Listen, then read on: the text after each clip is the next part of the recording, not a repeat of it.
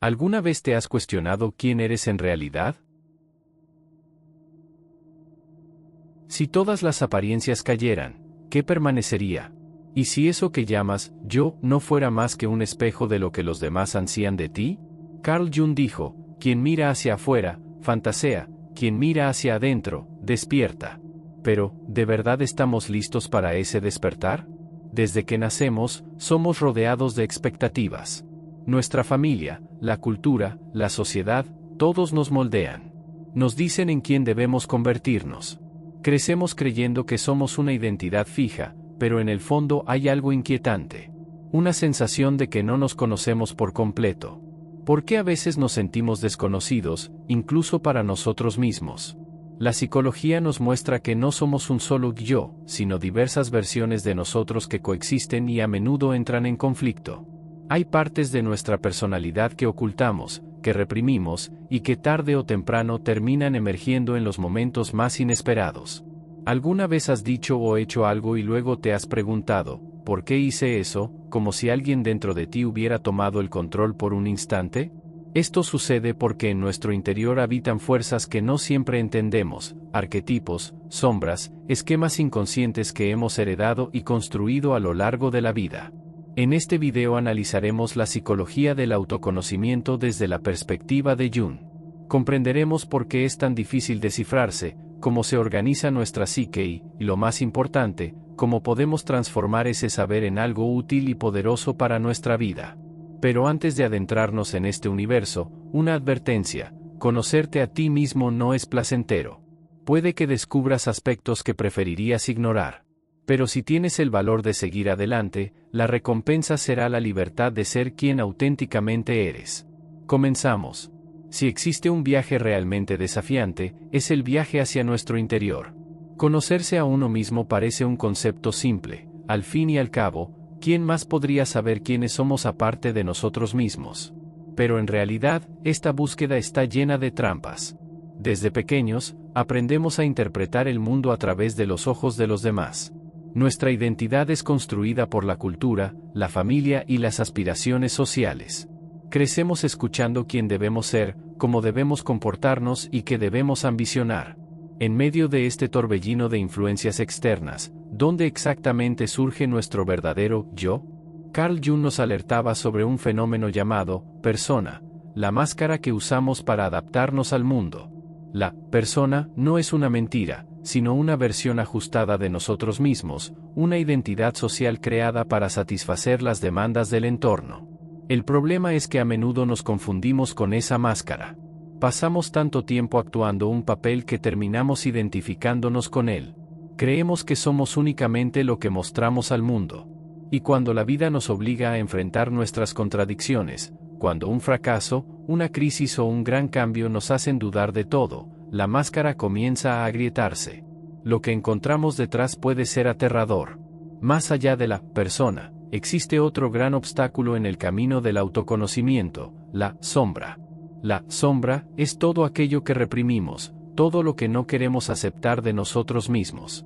Son impulsos, los deseos y las emociones que consideramos inapropiados o inaceptables.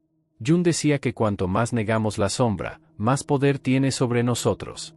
Se manifiesta en los momentos más inesperados, en un ataque de ira, en un comportamiento autodestructivo, en esquemas repetitivos que no logramos romper.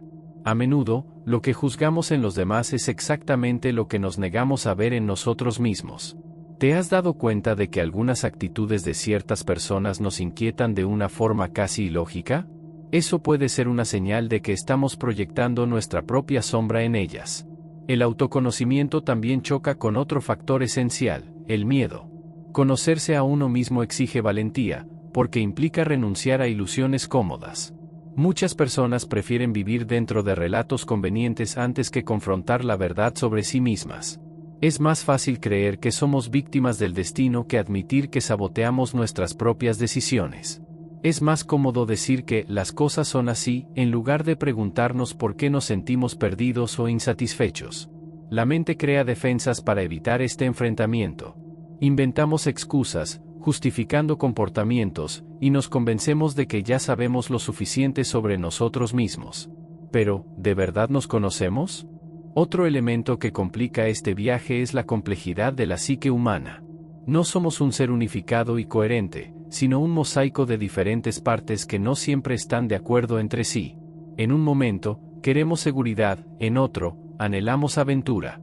Queremos ser aceptados, pero también deseamos ser auténticos. Esta contradicción interna es inevitable, y tratar de ignorarla solo nos aleja aún más de quienes realmente somos. El problema es que la sociedad nos enseña que debemos elegir un solo camino, una única identidad fija. Pero la verdad es que estamos en constante transformación, siempre convirtiéndonos en algo nuevo.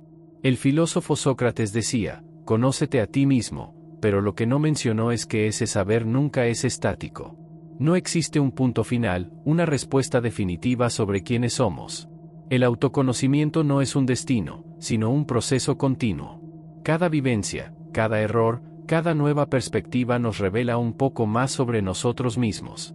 Y, curiosamente, cuanto más nos conocemos, más nos damos cuenta de cuánto nos queda por descubrir. En el fondo, la gran dificultad de conocerse a uno mismo no está en la falta de respuestas, sino en la resistencia a hacer las preguntas correctas. ¿Estamos dispuestos a mirar hacia adentro, incluso si lo que encontramos no es agradable? ¿Estamos listos para cuestionar las historias que nos contamos a nosotros mismos? Conocerse es un acto de valentía, un salto al vacío. Y quizás sea justamente eso lo que hace que este viaje sea tan fascinante. Si conocerse a uno mismo es un laberinto, Jung nos dio un mapa. Su modelo de los tipos psicológicos no solo ayuda a entender cómo pensamos, sentimos y percibimos el mundo, sino que también explica por qué tantas veces nos sentimos desconectados de nosotros mismos. Descubrió que la conciencia humana opera a través de 4 funciones fundamentales: pensamiento, sentimiento, sensación e intuición. Además, cada individuo tiene una actitud predominante que puede ser extrovertida o introvertida. Esta combinación moldea profundamente nuestra personalidad y determina cómo interactuamos con el mundo. Las personas cuyo pensamiento es dominante tienden a analizar la realidad de manera lógica, organizada y objetiva. Buscan coherencia y racionalidad, a menudo priorizando la verdad sobre las emociones. En cambio, aquellos que se orientan por el sentimiento evalúan el mundo con base en valores subjetivos, considerando el impacto emocional de sus decisiones.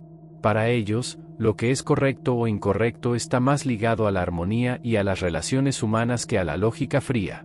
Ninguna de estas perspectivas es mejor o peor, pero dependiendo de cómo fuimos criados y del entorno en el que vivimos, podemos terminar reprimiendo una en favor de la otra. ¿Cuántas veces hemos escuchado que no hay que ser tan racional o que hay que dejar de ser tan sentimental? La función de la sensación está vinculada al presente, a la vivencia concreta y a los detalles del mundo físico. Una sensación dominante hace que la persona sea práctica, realista y centrada en lo que puede probar con los sentidos.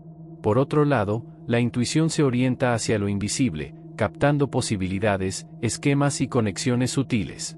Los intuitivos ven más allá de lo evidente, anticipan tendencias y perciben lo que está por venir antes de que exista evidencia concreta. Y aquí es donde entra el gran diferenciador del modelo de Jung. Además de estas 4 funciones, cada individuo también desarrolla una actitud predominante. Los extrovertidos dirigen su energía hacia el mundo externo, buscando estímulos, interacciones y reconocimiento. En cambio, los introvertidos se concentran en su mundo interno de ideas, reflexiones y sentimientos. Esto explica por qué algunas personas recargan su energía en fiestas y eventos sociales, mientras que otras se sienten agotadas después de largas interacciones y necesitan momentos de soledad para recuperarse. La clave para el autoconocimiento está en reconocer cuál de estas funciones domina nuestra psique y cuáles hemos dejado de lado. Jung decía que nuestra función más débil permanece en el inconsciente, influyendo nuestros esfuerzos. Por ejemplo, alguien extremadamente racional puede ignorar sus emociones hasta que exploten de manera incontrolable. Un individuo intuitivo puede descuidar los aspectos prácticos de la vida y perderse en un mundo de ideas sin poder llevarlas a la acción. Lo más interesante es que a medida que maduramos, somos llamados a integrar nuestras funciones menos desarrolladas. El problema es que el proceso de equilibrio no es automático, requiere esfuerzo, confrontación y, a menudo, crisis. Las personas que viven atrapadas en una sola función pueden volverse rígidas y predecibles. El pensador extremo puede volverse frío e insensible. El sentimentalista puede perderse en un mar de emociones sin rumbo. El sensorial puede limitarse solo al presente sin ver el panorama completo. El intuitivo puede perder el contacto con la realidad concreta. Jung también introdujo un concepto esencial, la función inferior, aquella que reprimimos y que, paradójicamente, guarda el secreto de nuestra totalidad. Esta función inferior suele manifestarse en momentos de estrés, revelando un lado nuestro que no queremos admitir. El racional puede de repente ser dominado por un arrebato emocional irracional. El sentimental puede explotar con una frialdad sorprendente. Estas reacciones no son señales de fracaso, sino indicios de que nuestra psique busca equilibrio. La función inferior no es un error que deba corregirse, sino un camino hacia el crecimiento. Y aquí entra el verdadero desafío, aceptar esta parte de nosotros mismos. El autoconocimiento no se trata de fortalecer lo que ya sabemos de nosotros, sino de abrirnos a aquello que ignoramos o tememos.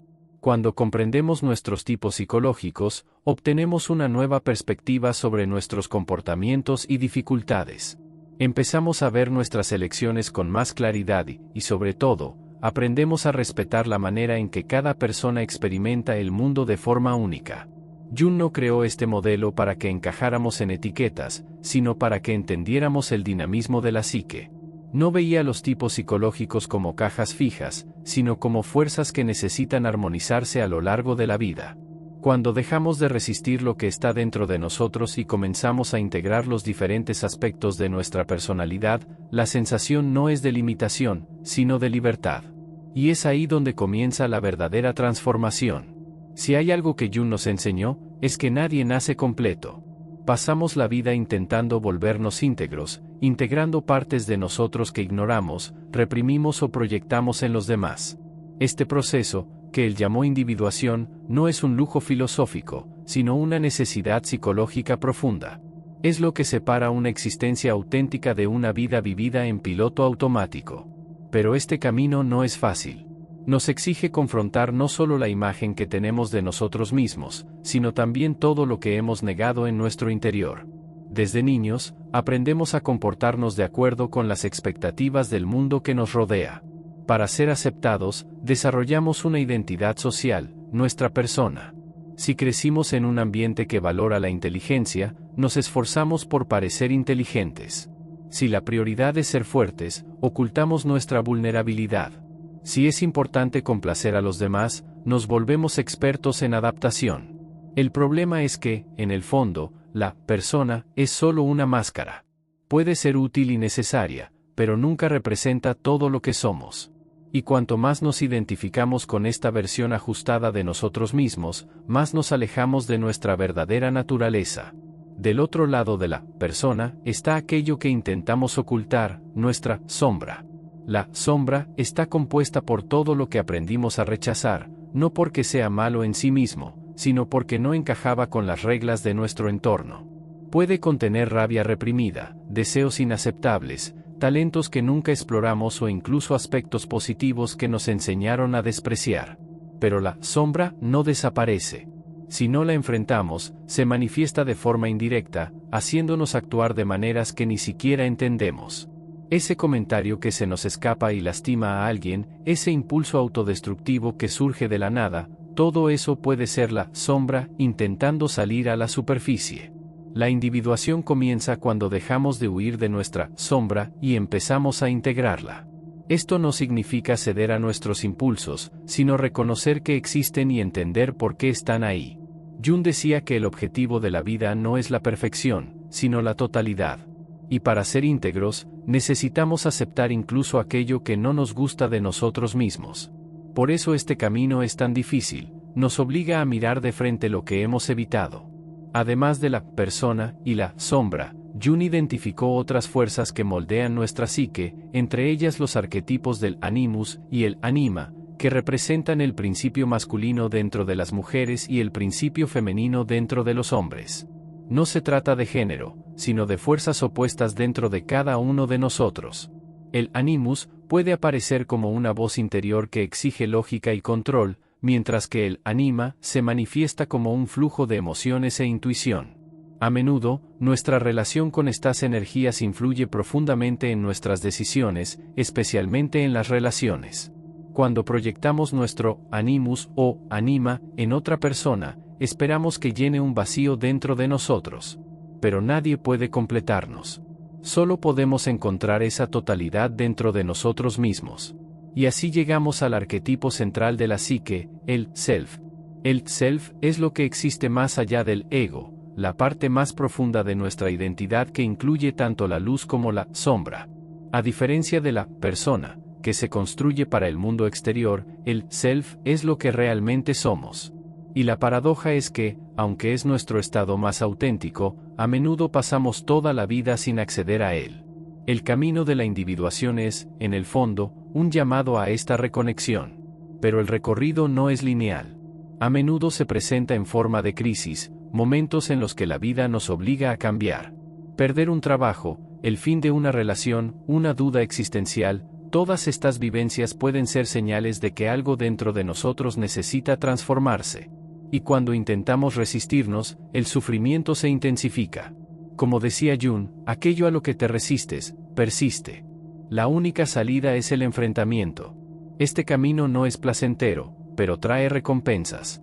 Cuanto más nos conocemos, más libertad tenemos para ser quienes realmente somos.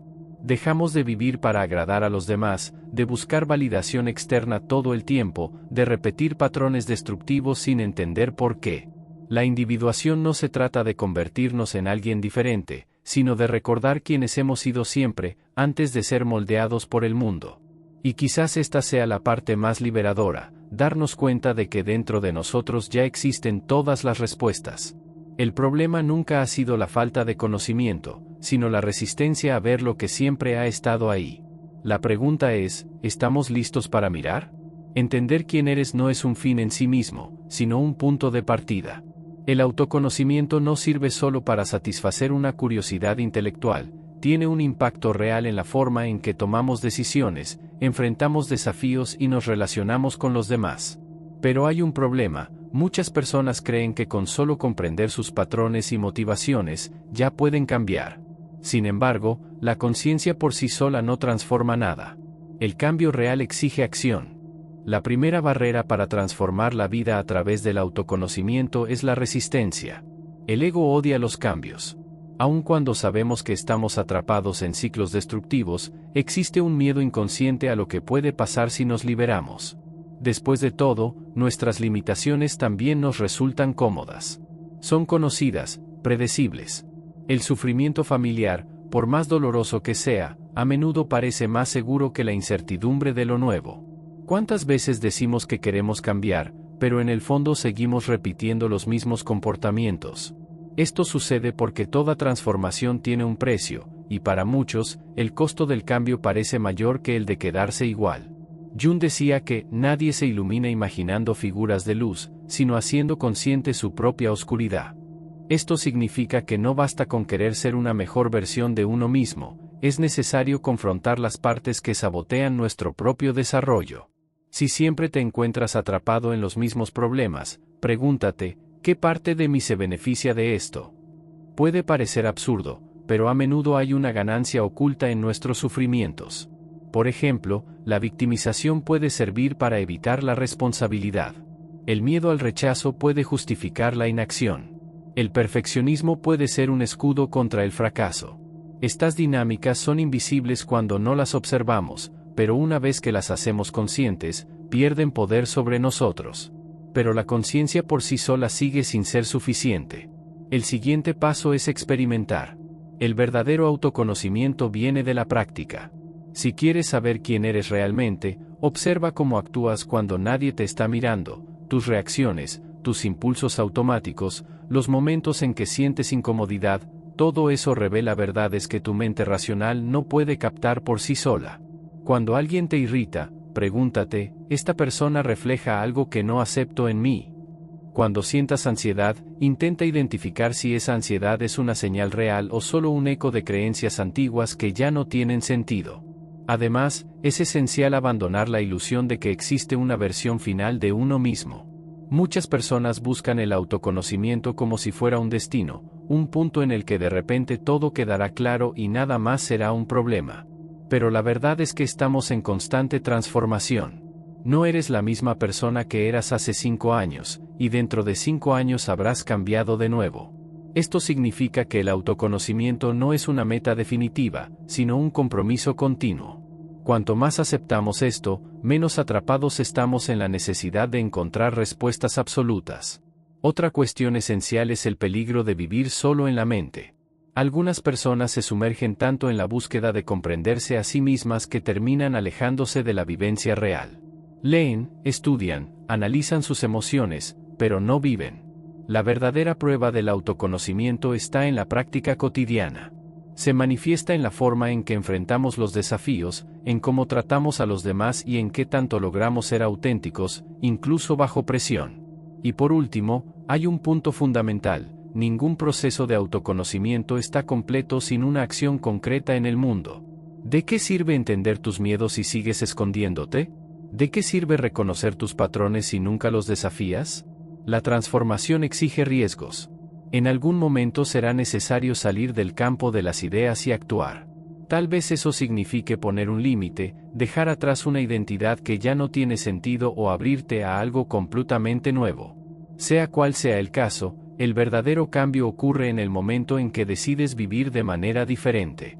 El autoconocimiento no garantiza una vida sin sufrimiento, pero nos da algo aún más valioso: la capacidad de elegir conscientemente quién queremos ser. Y esa, al final de cuentas, es la única libertad que realmente importa. La jornada del autoconocimiento no tiene un punto final. No es un camino recto con un destino claro, sino un ciclo continuo de descubrimientos, desafíos y transformaciones. A lo largo de este video, exploramos las razones por las que es tan difícil conocerse a uno mismo, los mecanismos psicológicos que nos moldean y cómo podemos utilizar ese saber para vivir con más autenticidad. Pero al final, todo se resume en una pregunta: ¿estás dispuesto a mirar hacia adentro? Muchos pasan la vida huyendo de sí mismos. Evitan el silencio, se distraen con rutinas agotadoras, se esconden detrás de relaciones, trabajo o entretenimiento. Hacen todo lo posible para no enfrentarse a su propia sombra, porque saben, aunque sea de manera inconsciente, que el verdadero cambio no ocurre sin incomodidad. El autoconocimiento no garantiza la felicidad, pero trae algo mucho más poderoso: la libertad de ser quien realmente eres. Jung decía que ser normal es el objetivo de los fracasados, porque ser normal significa encajar en un modelo impuesto desde afuera, mientras que ser íntegro significa aceptarse por completo, con cualidades, defectos, contradicciones y todo lo que te hace un ser humano único. El mundo nos presiona para conformarnos, para actuar como si ya tuviéramos todas las respuestas, para esconder nuestras dudas.